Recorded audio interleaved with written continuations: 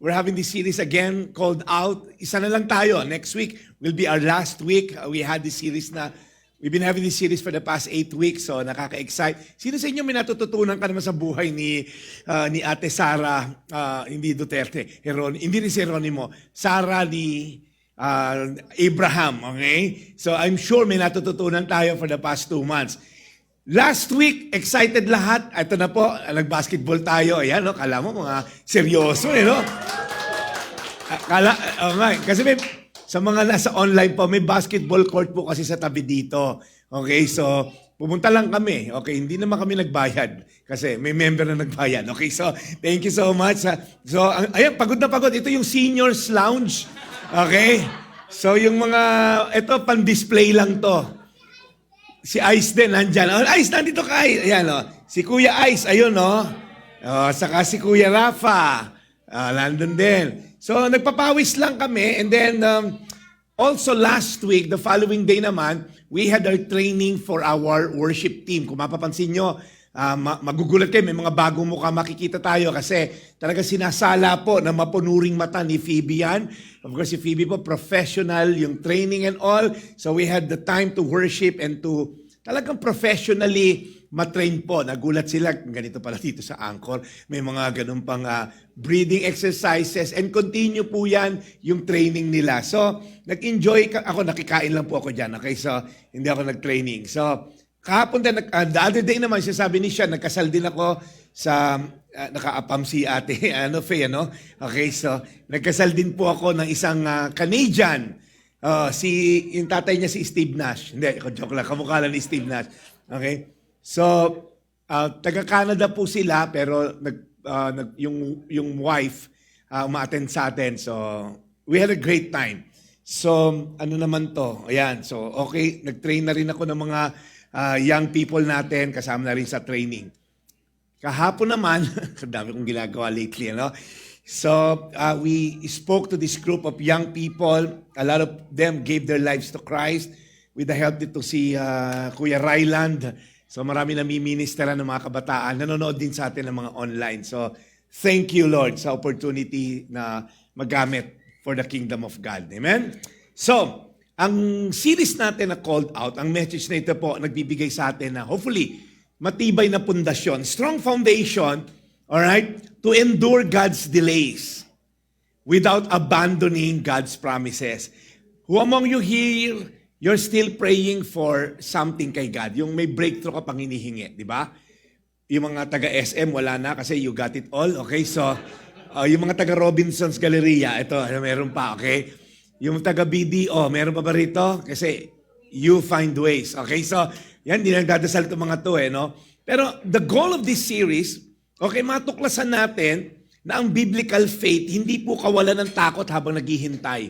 It's really having the faith despite the delays, seemingly denials ni God, pero alam mo na mangyayari yan. And we've been saying, we are called out from and called into, from darkness into light, from compromise to conviction, from being complacent to calling, from self-reliance to God-dependence. We're being called from you want control to full surrender, from being a crowd to being part of a community, from death, of course, to life, and from temporal to eternal. Lahat to, gusto natin to. Ayaw natin no nasa kaliwa, right? Yung may buntot pa ba rin? Meron ba ito may buntot ka pa rin ngayon? Yung may sungay ka pa rin? Gusto ni Lord maayos ka. And here's the thing, yung journey from here to here, medyo critical tong portion na to.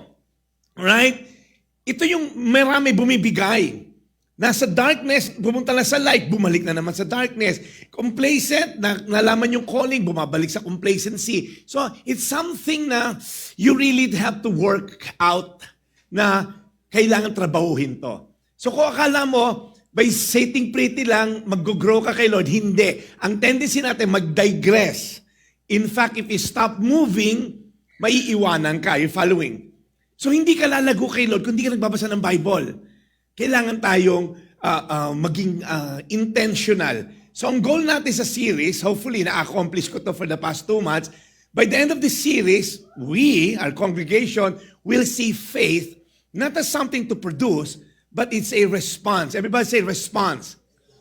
response daw siya to God's gracious call fulfilled in Christ Jesus. So, hindi mo na ma-manufacture yung faith. Yung faith is something na nagdudwell in you, lumalabas sa'yo dahil naniniwala ka sa Diyos mo. And hopefully, maging evident yan, nag-grow ka ng deeper trust kay Lord. Dati nag-grow ka sa 5-6, nag-grow ka sa yung mga dinidependehan mo, mga utang, di ba? Online sabong. Ngayon nag-grow ka ng deeper kay Lord. Hopefully, you are hungry. Kaya marami tayong food dito.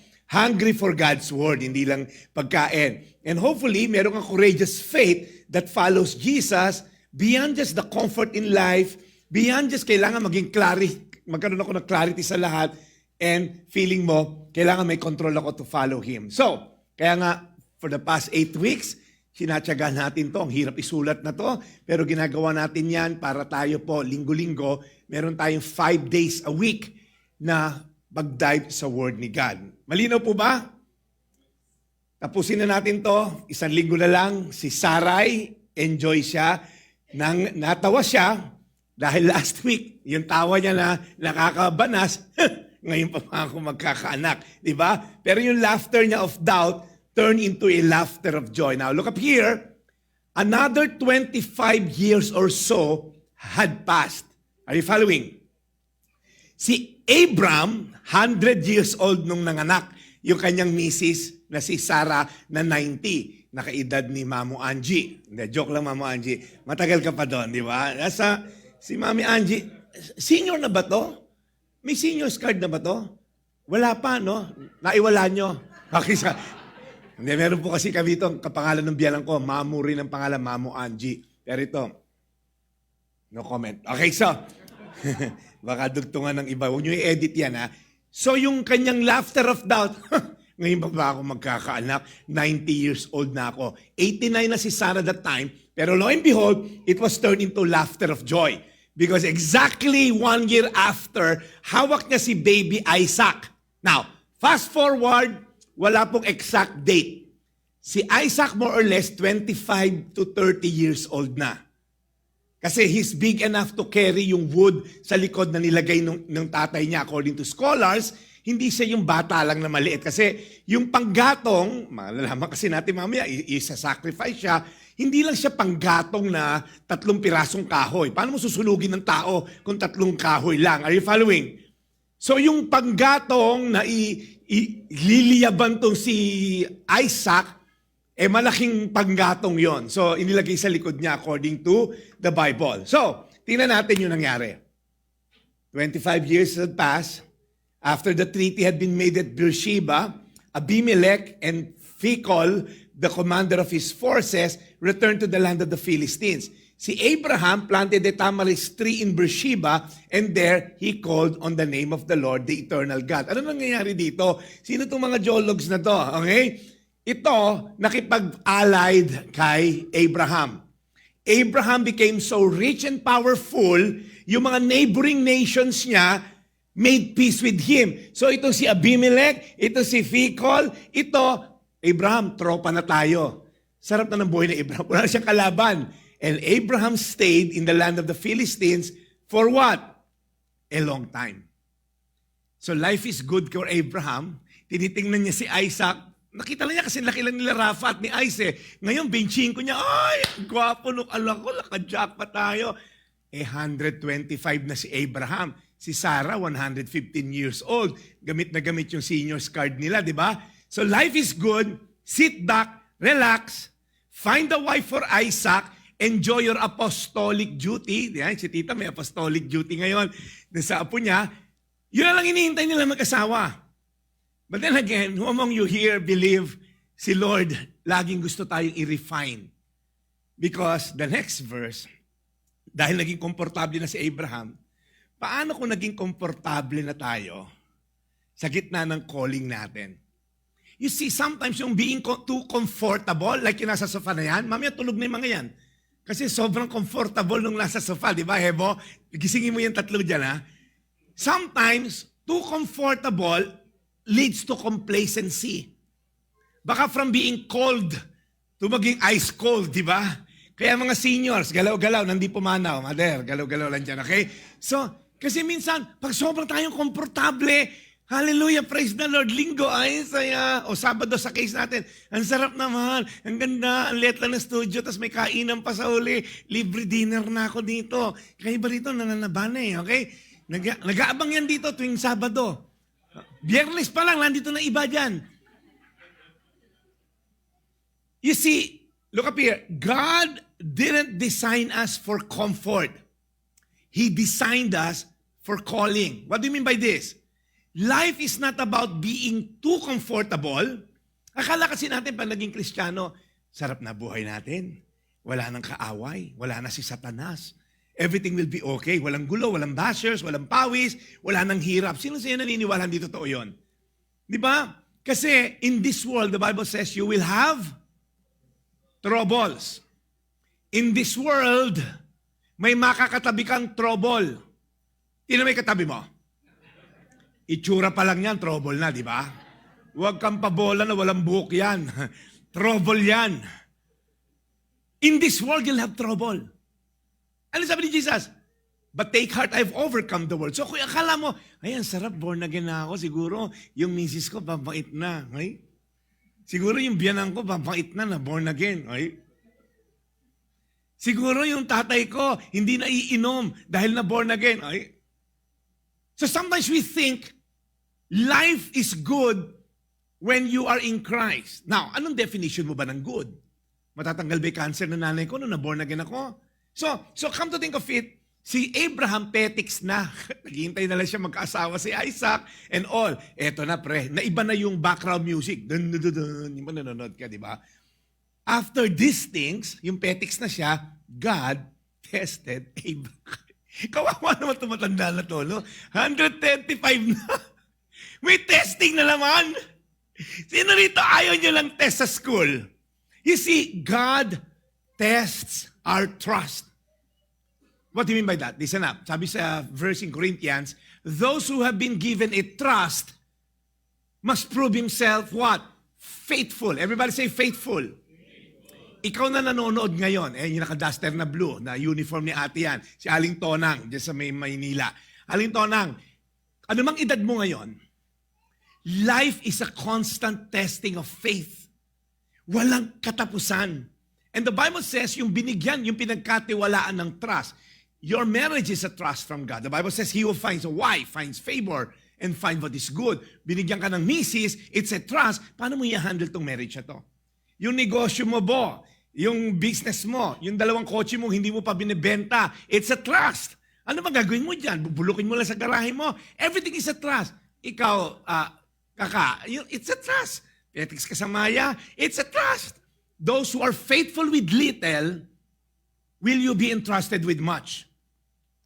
Ate Ami, yung anak mo may negosyong matcha. Ewan ko itong matcha na to. Lasang damo, binibiling napakamahal. Yung mga bata ngayon, tinikman ko yung matcha nung anak ko, 250 ang bili, nasuka ko eh. Kumain ka na lang ng dahon ng ampalaya, di ba parang lagyan mo ng gatas, di, pangalan namang macho, kung ano man gusto mo yun. Sino bibili ng matcha na lasang, parang damo na may gatas, na merong soil na hindi maintindihan? Listen up! Meron kasi negosyo yung anak ni Ate Ami ng matcha. Hindi, masarap yung matcha ng kay Ate Ami, okay? Maliit na negosyo, itatrust ka ni Lord, will you be faithful with little, so you'll be entrusted with much. Look up here. God will test the trust that's given to you. Sino rito ayaw ng exam? Ako po. Si Junjun. Yung mga test na yan. Sabi ni Junjun, pagdating niya galing school, Nay, grade 1 Nay, di ba sabi mo, pag pumasa ako sa school, magja-Jollibee tayo. Tapos, bibili mo ako ng laruan. Pinangako mo yan. Sabi nung nanay, oo nga, Junjun. Pinangako ko, magja-Jollibee tayo, tapos bibili kita ng laruan pag pumasa ka sa exam. Ano sabi ni Junjun? Swerte mo na, congrats, makakatipid ka na naman. Okay.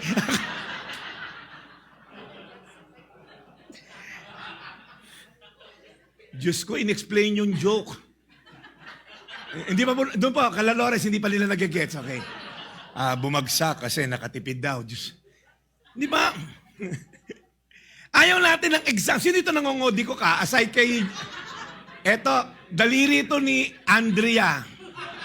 Si Andrea po ito dahil may business to na kuko eh.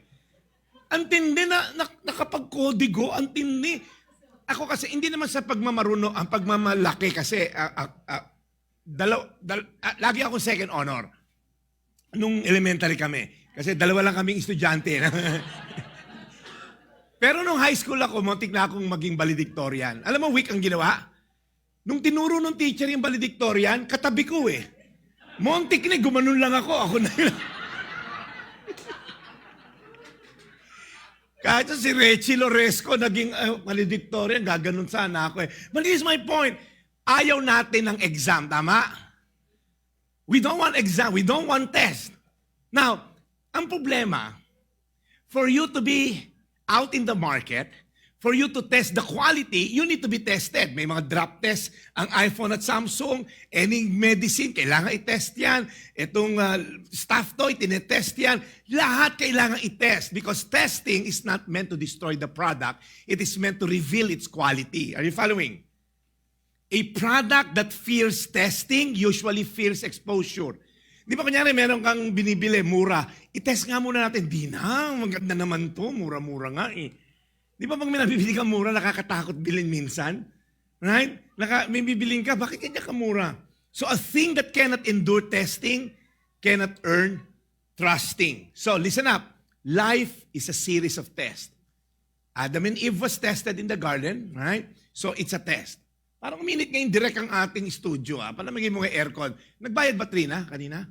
Okay, nagbayad naman pala. Pabuksan yung mga aircon direct, okay? So, listen up. 1 Peter 1:6. In all this you greatly rejoice, though now for a little while you may have had to suffer grief. In what? All kinds of what? Trials. Tingnan natin to okay? You may have to suffer all kinds of trials. Minsan, akala natin, baka ang Kristiyano wala ng trial. Nope. Bakit? These have come so that the proven genuineness of your faith. There we go.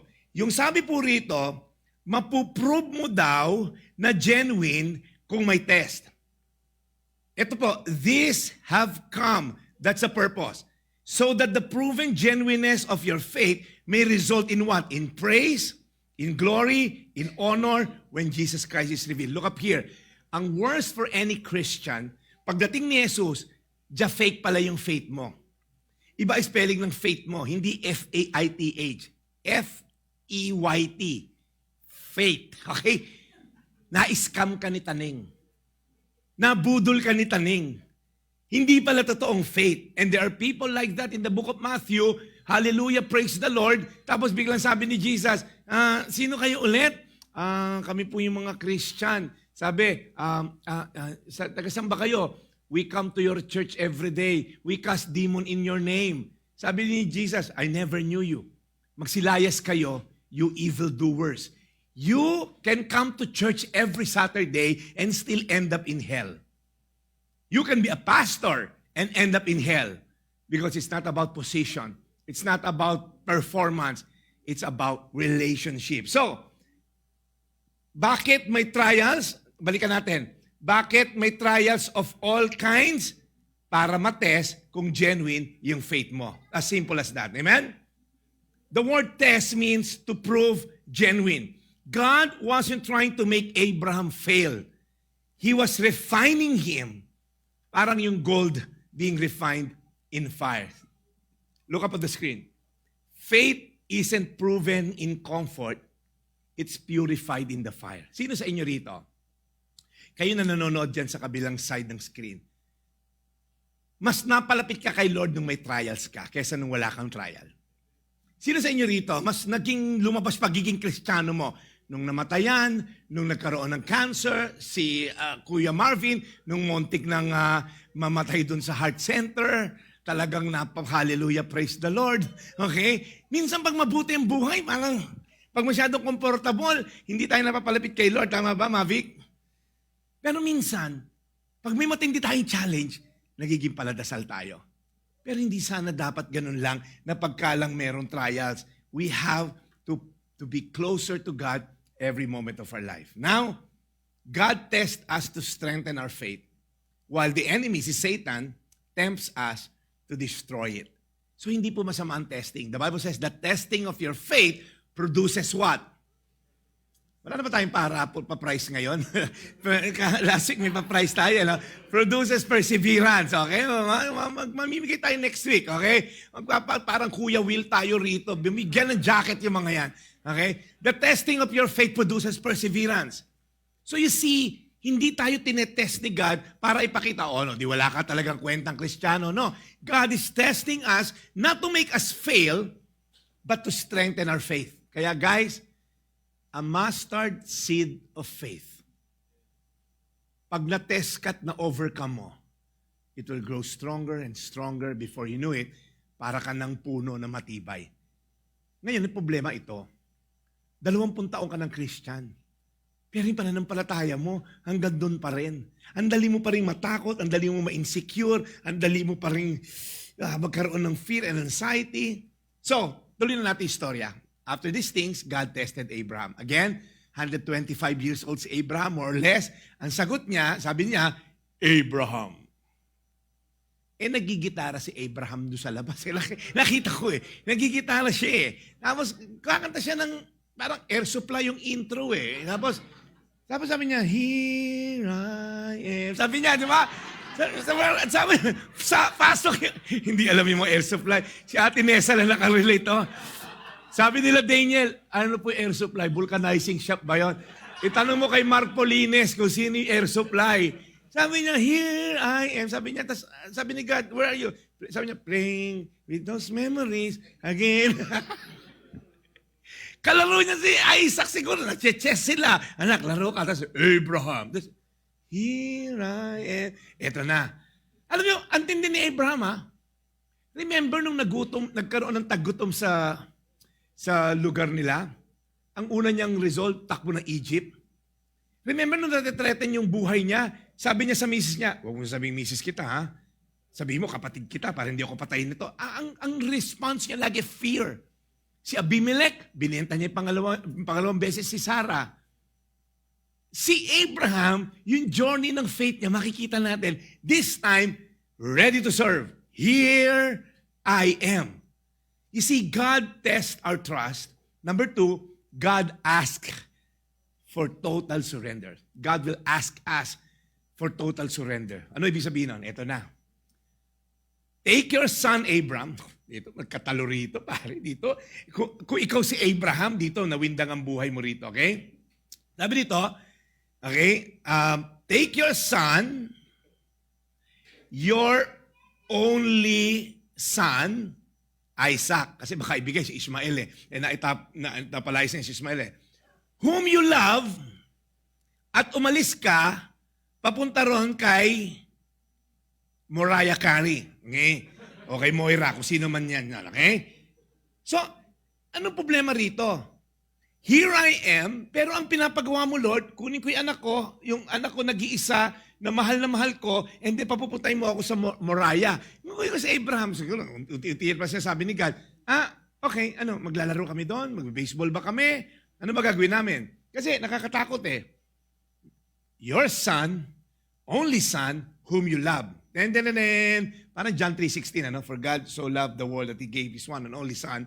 Now, sacrifice Him there as a burnt offering on a mountain, I will show you. Para dito nawindang na si Abraham. Binatilyo, maskulado, guwapo, tisoy, naghahanap na lang na mapapangasawa doon sa kamag-anak nila. Eventually, mapapangasawa niya si Rebecca. Parang, susunugin ko ng buhay yung anak ko. Well, papatayin niya muna, and then i-dismembered yung body, saka susunugin. I don't know about you. Pero it's a normal practice during those times ng mga deity na kung sino sinasamba ng mga idols doon sa lugar nila. Pero si God is different. You may question, Lord, bakit mo i-offer yung bata o binatilyo? You see, I don't know, sometimes the blessing becomes the barrier. Isaac was never evil. Hindi po evil si Isaac. He was actually a gift. But when gifts take the place of the giver, sometimes God allows us to go through testing to see sino ba talaga yung nakaupo sa throne. Hindi ko kaya to. Kasi kung sa akin sinabi ni Lord John, sacrifice mo yung anak mo. Baka after 5 days, Jeff woke up, gano'n, ano? Yung 5 araw ka natulog, ano? Or iba kung yung biyanan hiningi, di ba parang, let's go, parang gano'n. So, si Abraham rose early in the morning. Hindi ko alam kung anong klaseng faith meron si Abraham na ganitong level ng faith niya. Ang aga niyang gumising the following day, saddled his donkey, took Shrek with him, and then yung 2 young men with him, and his son Isaac. Hindi ko alam, the night na nangyari to, hindi ko alam what's going on his mind. Nakatulog ba siya ng mahimbing? Ano, hinaplos-haplos ba niya yung buhok ni Abraham? Ni Isaac rather? I-offer ko na ito bukas. O 3 days yung biyahe nga pala. Hindi ko alam. But then si Isaac, no hesitation, no delay, no question. Kasi kung ako nun si Abraham, no, sandali, linawin ko. Si Isaac, di ba sabi mo, through him, yung seed ni Isaac, doon manggagaling yung maraming henerasyon. Sa kay Isaac na anak ko, paparamihin mo yung lahi ko as the numbers of the stars and the sand in the shore, hindi mabilang yung magiging anak ko. Bakit papatayin natin si Isaac? Tama, pinapuntahan mong address, Lord. Para naman sa kapitbahay ko yun, kay Lot. If you're Abraham, it doesn't make sense, correct? But Abraham is different. Early the next morning. What among you here, meron kang dapat gawin, dinidelay-delay mo pa. Sabi ni Lord, patawarin mo yung nanay mo. Dinidelay mo. Patawarin mo yung tatay mo. Dinidelay mo. Some of you here today, baka katulad ko kayo, may pinapagawa si Lord, ginadjustify natin yung delay. Meron ba rito? Again, sa mga nanonood po, yung po kasing nasa studio, perfect na tao lang ang pwede. So, may pan-checklist po kami kung perfect. Kaya, sorry po kung natatanong ko sila sa studio. Ang mga makasalanan kasi yun nasa online. Okay, so, tinan natin kung sino maghanap tayo ng makasalanan sa online na kilala ko. Okay? Oh my gosh, kilala ko to, makasalanan to. Oh! Oh, yung isa nandito ba't nandito ka rin? Okay? So, half-half po siya. Makasalanan siya, pero okay? So, pag puro makasalanan yung nakikita ko rito. But seriously, we find ourselves, dinidelay mo yung dapat mong gawin sa pamilya mo. Sino sa inyo rito, the Bible says, love your wife. Yung misis mo, hirap na hirap kang mahalin. Kasi, Pastor, wala naman kasi sa usapan yung biyanan, Pastor. So, okay, so, sino sa inyo rito, yung husband mo, hindi mo mapatawad? Alam mo, dapat magpatawad, forgive as I have forgiven you, and you call yourself a Christian, you somehow delay, eto matindi, pare. Gina-justify mo yung hindi mo paggawa ng kautusan ng Diyos because you think, Lord, hindi ito applicable sa akin. Abraham is different. Early in the morning. Look up on the screen. 125 years old. Ito, mas matanda sa iyo to, di ba? 110 ka lang, di ba? Okay, yung tatay mo, Trina, si Tito, di ba? 110 yan. Dito, ito, he cut the wood. Siya yung personal na nag-cut ng panggatok. Kasi again, ilalatag si Isaac, itatali, sasaksakin sa puso para, alam naman, saksakin mo pa sa hita, di ang daming saksak ng anak mo, kawawa naman. Isang saksak lang sa puso, and then susunugin mo ng buhay, ng patay. So, siya yung nag-cut ng wood, and then he arose, tumayo siya, and then went to the place of which God had told him, hindi ko alam. Saan niya inuhugot tong pananampalataya niya na to because his faith was validated by his actions. Kasi kung inutusan tayo ni Lord, papetiks-petiks ka naman, sige na nga, i-offer na nga. Sino rito may anak na ganon? Mabik, sino sa kambal yung ganon? Yung inutusan mo susunod pero nagdadabog. Kasi kay Trina, madali lang, si week lang yun eh. So, yung, totoo naman, alam nga naman si Rylan, ang bait nun. Hindi, yung alam mong sumunod, pero nagdadabog. Yung, yung bata ron sa airplane, talon ng talon. Sabi nung FA, ma'am, can you tell your son to sit down? Ayaw mo po. I don't wanna sit down. Tayo na tayo. Ang ginawa ng nanay, inano yung seatbelt, pinalupot sa anak, nakaupo ngayon yung bata ron sa ano. Sabi, I may be sitting on the outside. I'm jumping on the outside. Okay, sabi, on the inside daw, nakaupo siya. And sometimes when like that, sumunod ka, pero hindi tama yung puso. Sumunod ka, pero delay. Delayed obedience is disobedience. Tama ba, Jessica? Tama. Got up, cut wood, loaded the donkey, set out. Wow! Faith obeys first, understand later. Partial obedience is disobedience in disguise. Ulitin ko, naghilik si Gwen eh. So, partial obedience is, joke lang, hindi si Gwen is disobedience in disguise. When you keep on delaying God's command, when you keep on justifying God's command, what you're simply doing, it's disobedience in disguise. Lord, susundin naman kita. Magpapatawad ako. Easy ka lang, Lord. Chill. Chill ka lang, God. Eh kung si God kaya i-chill ka, hindi ka bigyan ng oxygen this year. Yung parang helium yung lumalabas sa'yo. Alam mo pag helium ka, boses mo si Donald Duck. Look up on the screen. Faith oftentimes means walking even when answers are missing. Yung pagsunod.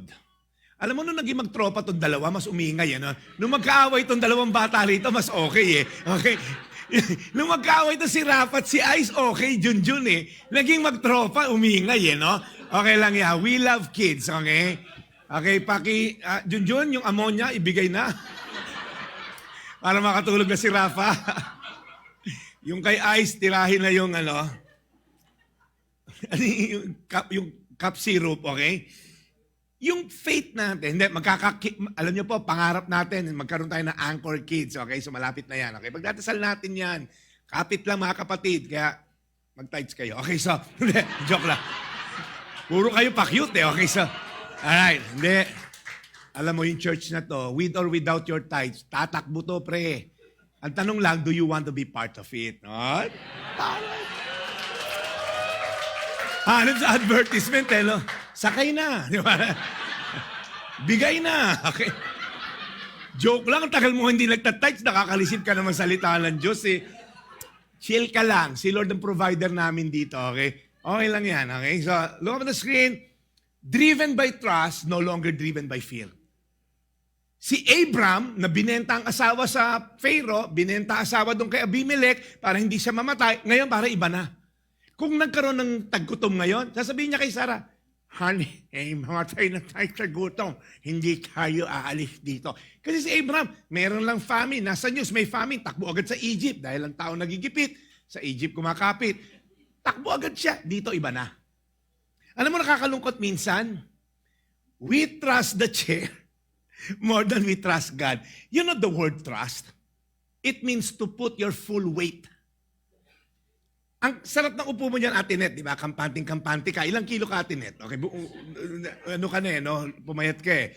Okay? So, pagka umupo ka sa upuan, pagka-apat yung paa, you trust the full weight, correct? Hindi yung parang kakapaka-paka. Pero subukan mo yung apat na upuan na yan, na apat na paa, yung isa sira. Medyo, ang upo mo sa kanto, di ba? Mahulog eh. Now, kung yung dalawa sira, you will never put your full weight on a chair na sira ang paa, correct?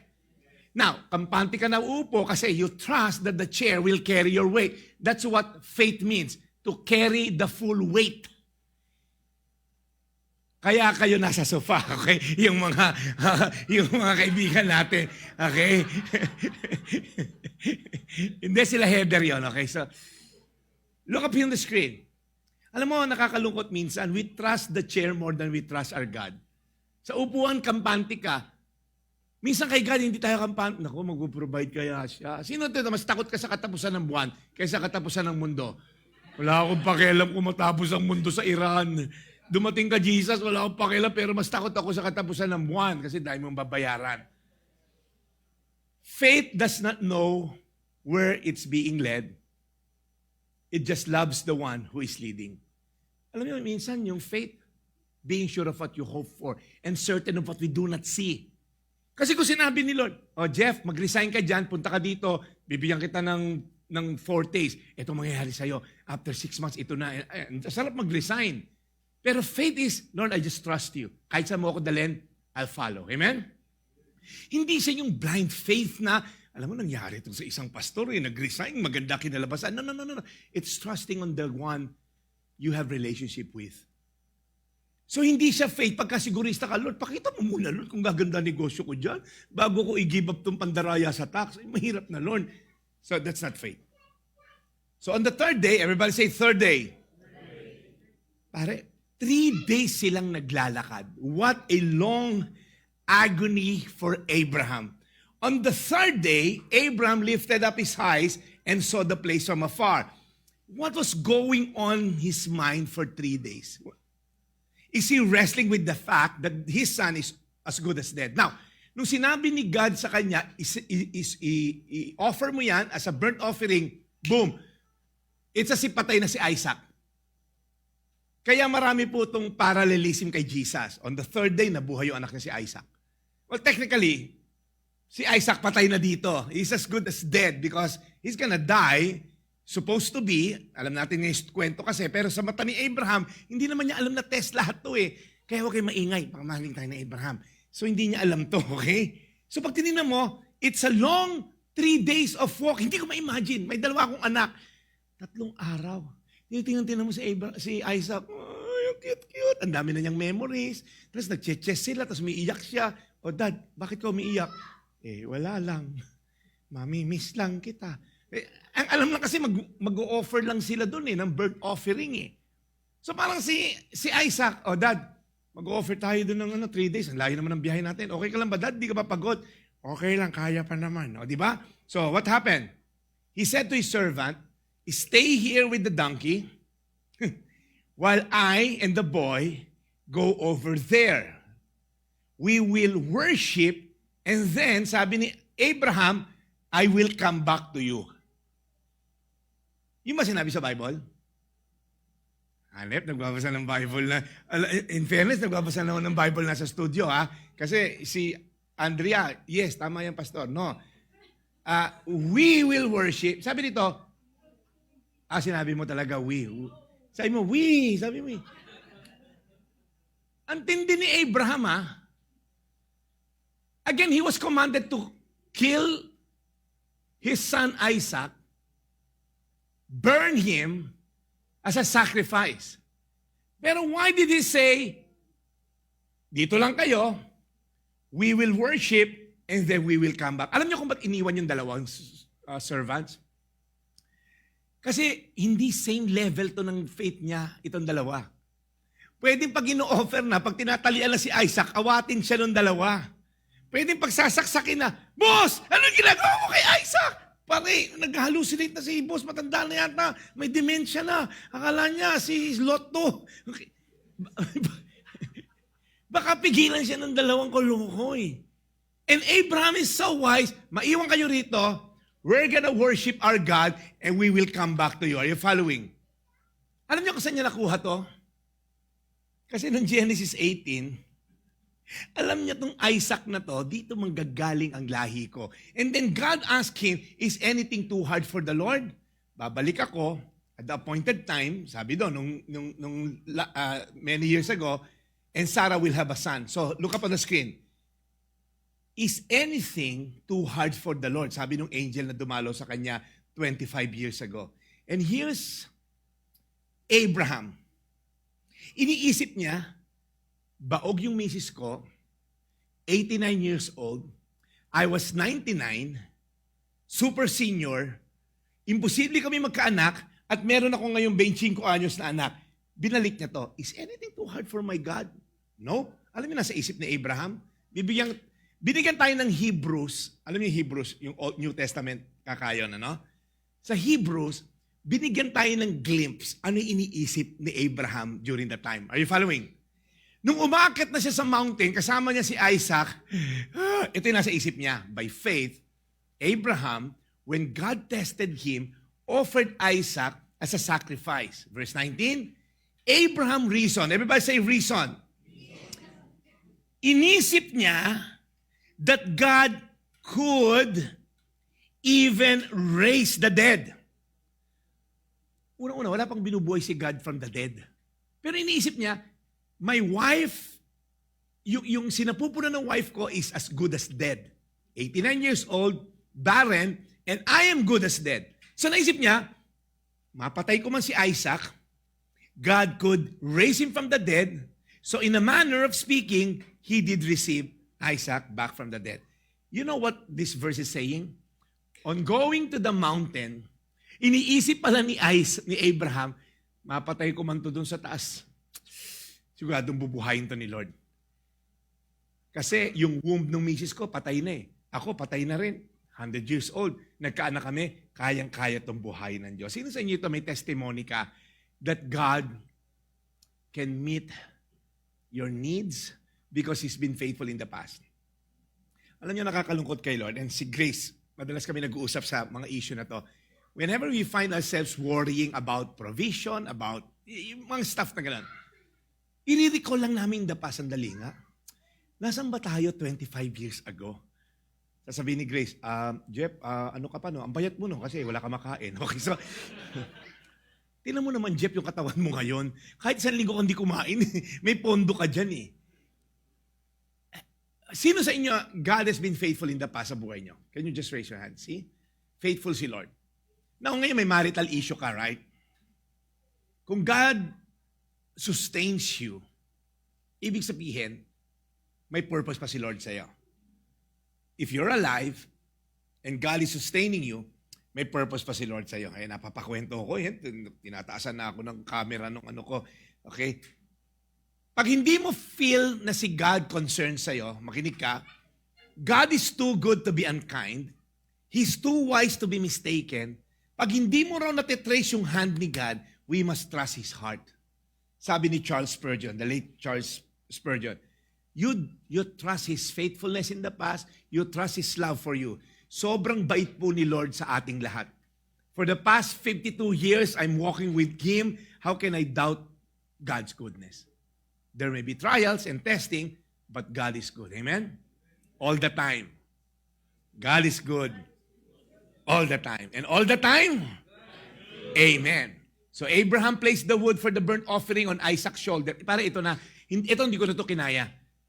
Anak, yung panggatong para dun sa i-offer natin, ilagay mo sa likod mo. So naka-backpack siya na malaking whatever, nandun lahat ng panggatong, kinuha rin niya yung posporo, and then yung kutsilyo, and the two of them walk together. So, Isaac, again, between 25 to 30 years old, is strong enough to carry heavy loads of wood. You see, faith isn't proven by what we receive from God. It's by what we're willing to release to God. Pagka kasi may faith ako, the Lord will provide. Yeah. Pero pag nagtatites ka, it takes more faith. Yung kaya mo ba ibigay ang 10% mo na yan? Kaya mo ba ibigay kay Lord yung hinihingi niya na yan? Kaya mo ba ibigay yung karir mo na yan na nakakasira sa marriage mo? Kaya mo bang ibigay yan?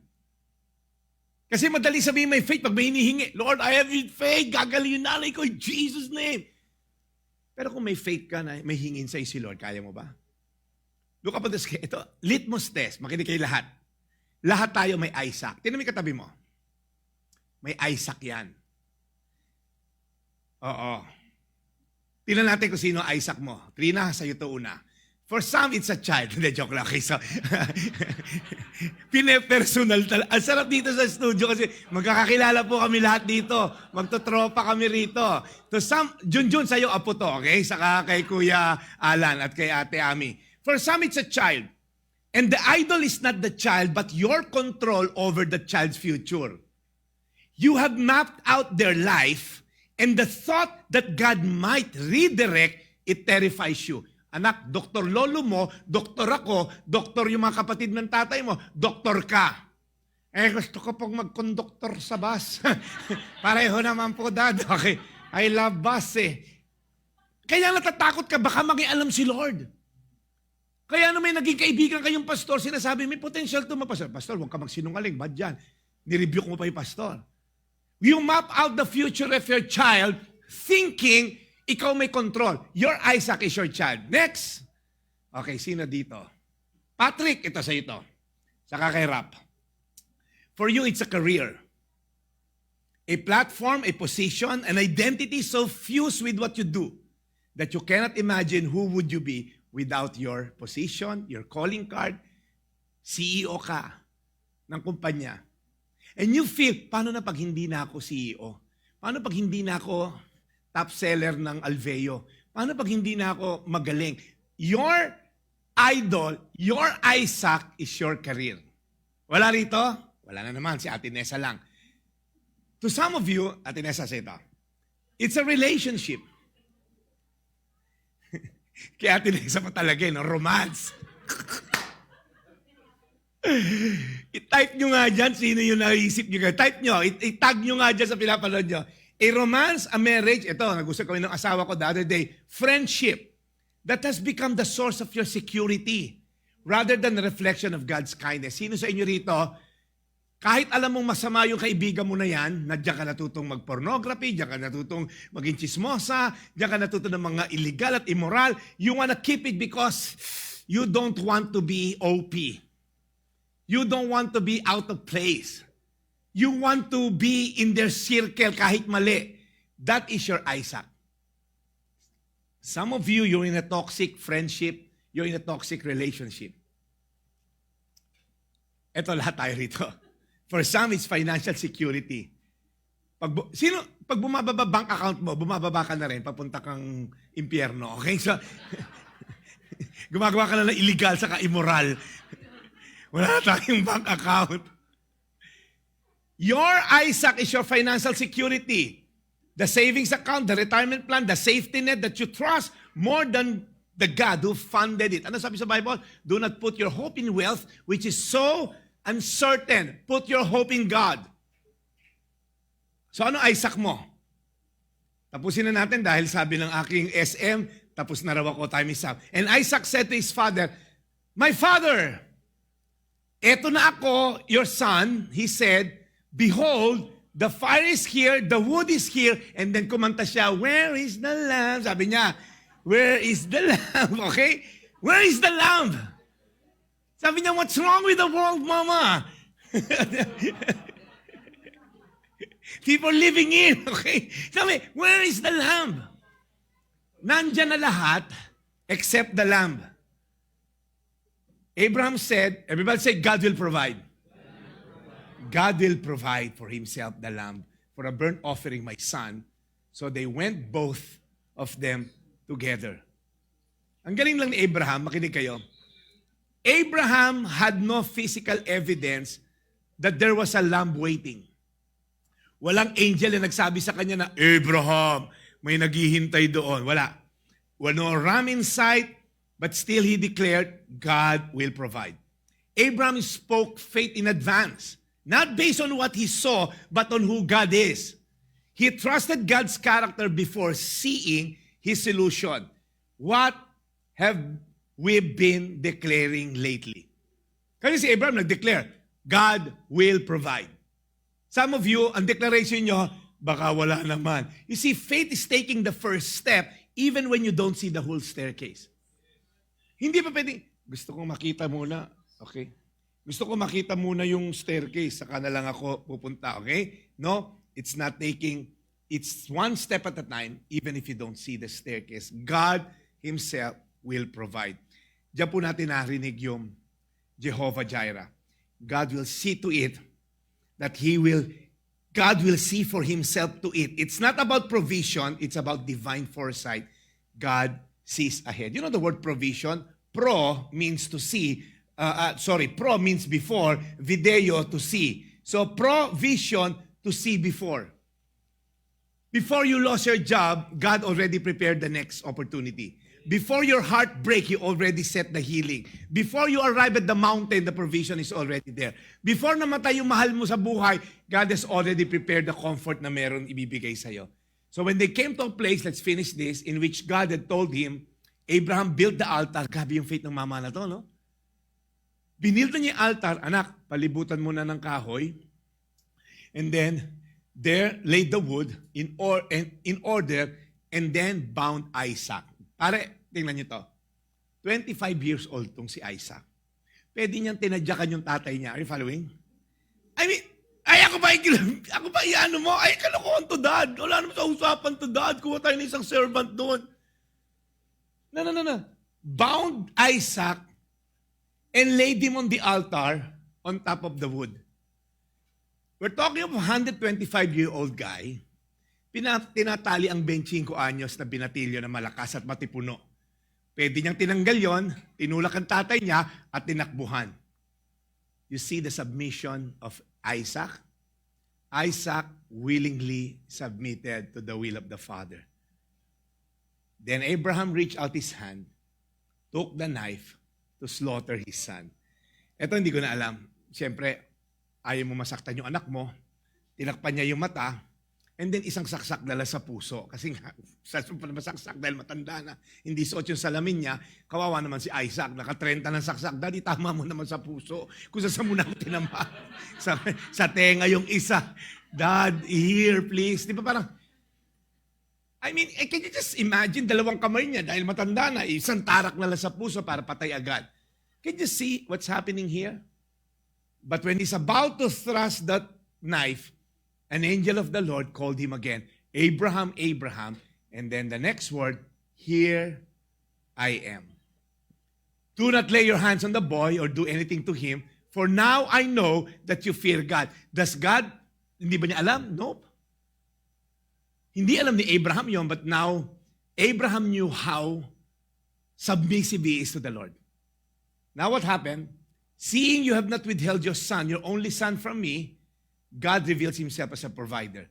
Abraham lifted up his eyes, and behold, behind him was a ram caught in a thicket by his horns, and Abraham went and took the ram and offered it as a burnt offering. Everybody say instead. Instead of his son. Grabe si Lord, ano? Look up at the screen.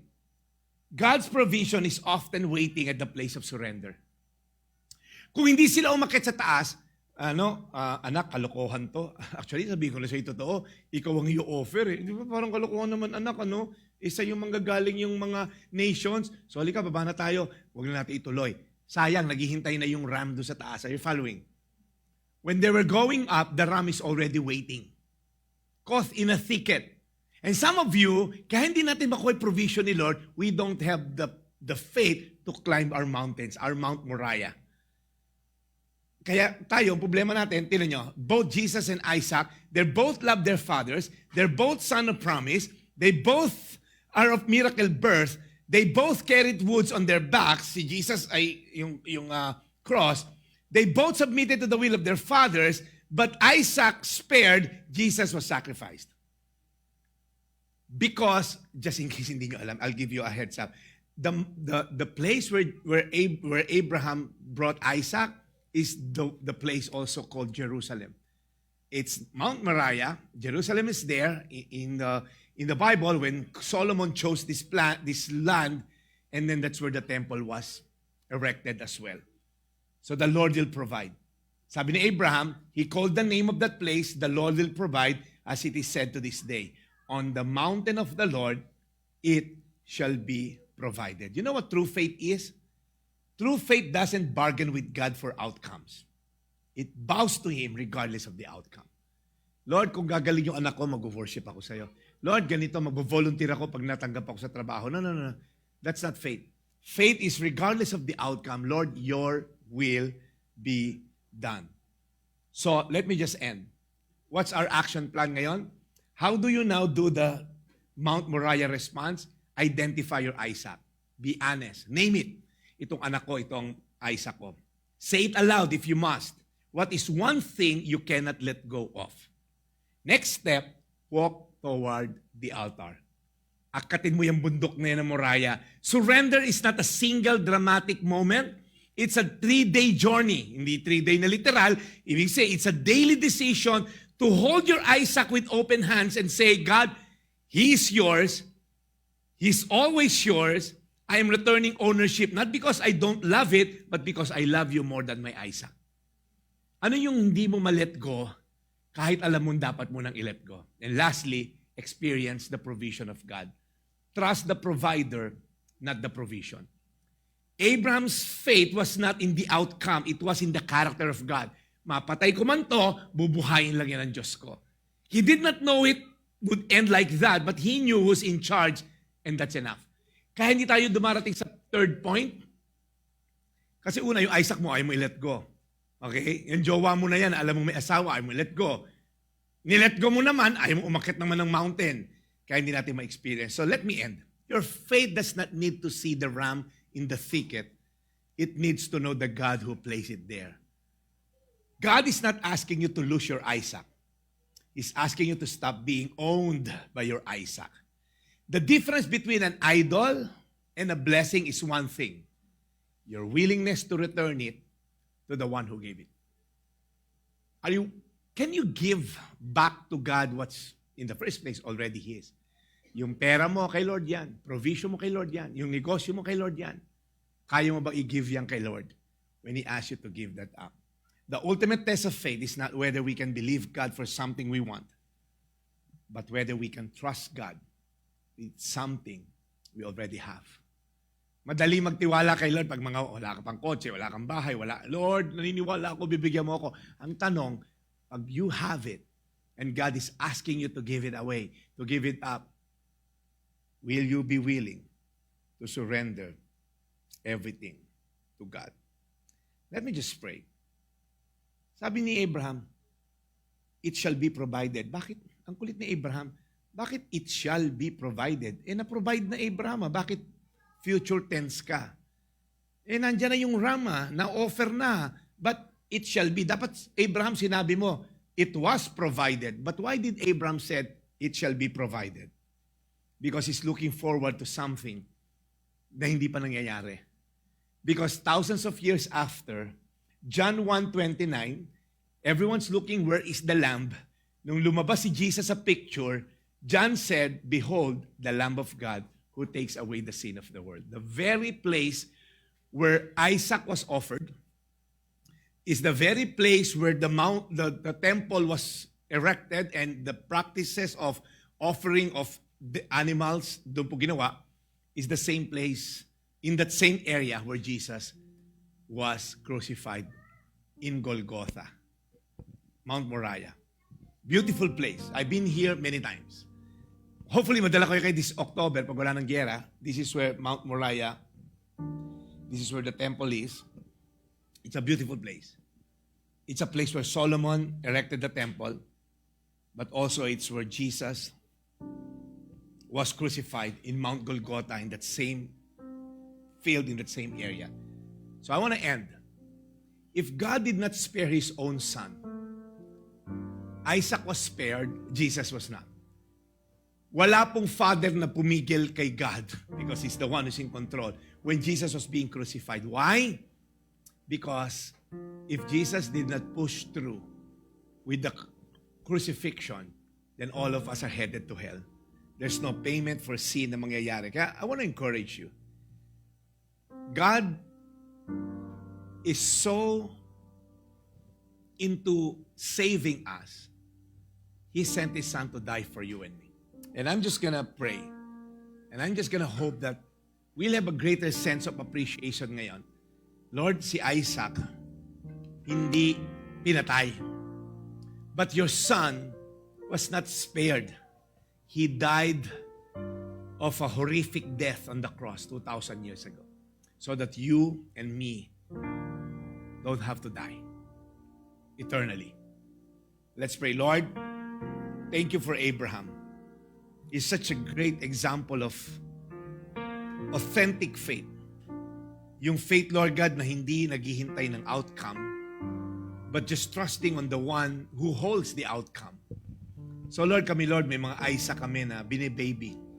May mga Isaac kami na ayaw namin i-give up. Ito mga Isaac na to, Lord, paborito namin to, Lord. And sometimes we justify bakit hindi namin to maibigay. Sometimes we tend to rationalize, Lord, itong mga Isaac namin, whether it's a career, maybe it's a sin na favorite namin kasalanan na hindi namin mag-give up sa'yo. It's bad habits na nagdudulot, Lord, ng hindi maganda sa amin. To some, Lord, it's just parang maliit lang pero it's starting to eat up, Lord God, their soul. Papiso-piso lang na taya, patingin-tingin lang. But Lord, this Isaac will eventually overpower us. So Lord, today, you love us so much. You don't want this Isaac, Lord, na magstay sa amin. Naging idols na, Lord. Something that's good but became the ultimate, Lord. It becomes the ultimate source of our joy na hindi ikaw. Kaya Lord, today, we lift up to you our Isaacs. We will name it. We will lift it up to you. We will climb Mount Moriah, Lord God, and offer it in the altar so that we'll experience your provision. So Lord, as we sing this song for you, Lord God, we know that you will open our hearts. Cleanse us, Lord God, from our idolatry. And just like Abraham, we're going to experience your breakthrough. In Jesus' name. Hallelujah. Yes, Lord. That's our prayer, Lord God, this afternoon.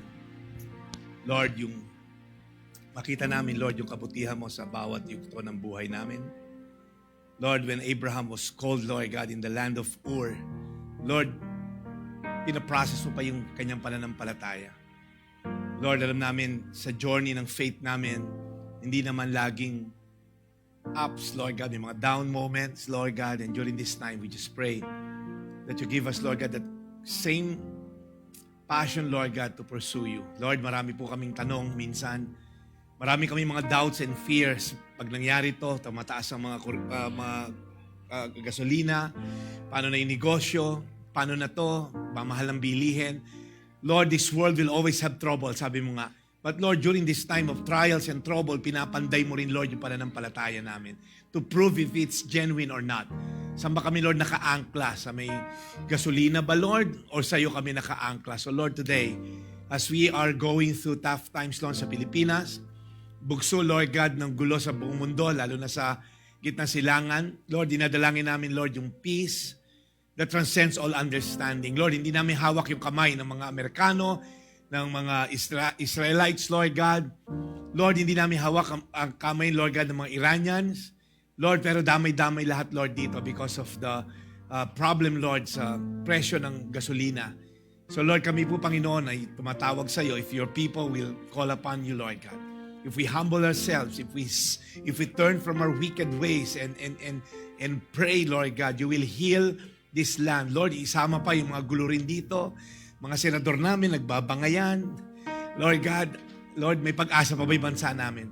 Buti na lang, Lord, hindi nakasalalay sa senador o sa presidente. Ang aming hope, Lord God, ay nasa iyo. We put our hope in you, Lord God. We fix our eyes on you. So ano man, Lord, kahinatnan, Lord, ng presyo ng gasolina, gulo dito sa Senado, gulo sa mga kaguluhan, Lord, dito sa flood control program na to, Lord. Sa iyo kami, Lord, nakasalalay. Sa iyo, Lord, kami nakafix ang eyes namin, Lord. So, Lord, patawarin mo lang kami, Lord, because there are times, Lord, na ang focus namin ay doon, Lord, sa bank account namin o sa connection namin, Lord God. So, Father, right now, we ask that you bless us, Lord God, with so much wisdom to put our trust in you. Na anuman, Lord, patay na meron kami, patay na pananampalataya, patay na pag-asa, patay na negosyo, patay na relasyon. Lord, buhayin niyo po, Lord God, katulad ng ginawa niyo kay Isaac, Lord. He was spared, Lord God, because your son eventually was sacrificed. So we no longer have to sacrifice for you. So Lord, tulungan niyo po kami ngayon maintindihan lalo ang ginawa ni Abraham upang kami lumalim din sa pananampalataya sa iyo sa pangalan ni Jesus. Amen. Amen. Amen. Alright, guys. Alright, for those of you watching online, please take a picture dito po sa studio. You group yourselves 2 to 3. Yung mga tropa nyo siguro sa 4 Gifts of Love, kung nandiyan yung mga tropa nyo, mag-discuss na kayo. Just answer one caller and then that's it. God bless you. For those of you nasa online, please continue the discussion sa bahay nyo. Okay? Discuss niya sa bahay nyo. God bless you and we'll see you next week.